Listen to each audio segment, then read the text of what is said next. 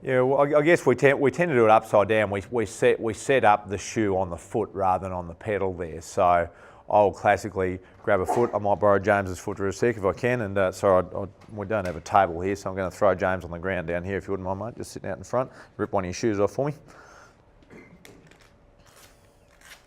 So just a really, really basic idea. So most of these pedals, so these ones have got a tiny little mark here which corresponds to the centre of the pedal axle.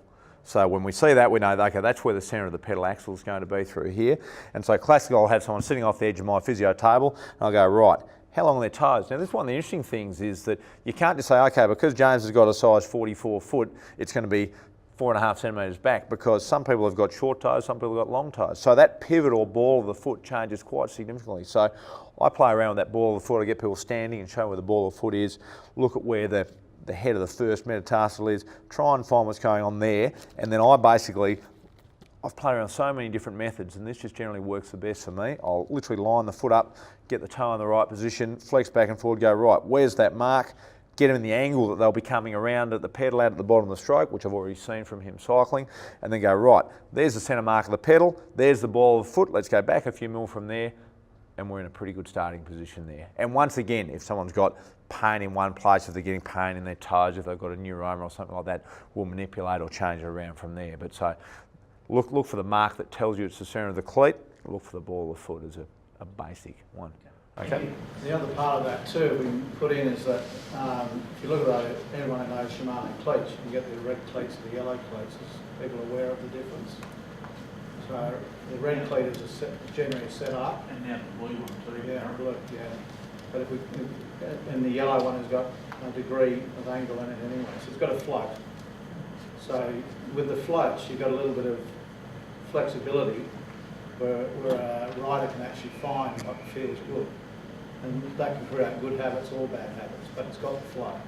Right. When you're looking at this situation, when you're talking a red cleat, you're talking very close to the old days of having to set up how do you set a cleat up. In other words, there's virtually no art in that in order to set adjustment. So the setup has to be critical to be right.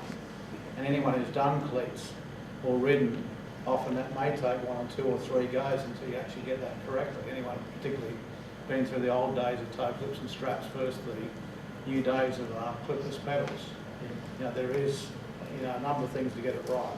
So the yellow one would be a good starting point to move it ring. Well, it's got that flexibility of an arc to find. So, okay.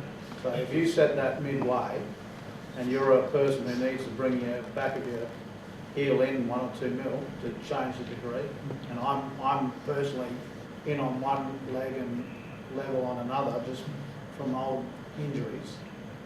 That suits me. If I try and go dead straight, I've got a knee back trouble straight away. Yeah.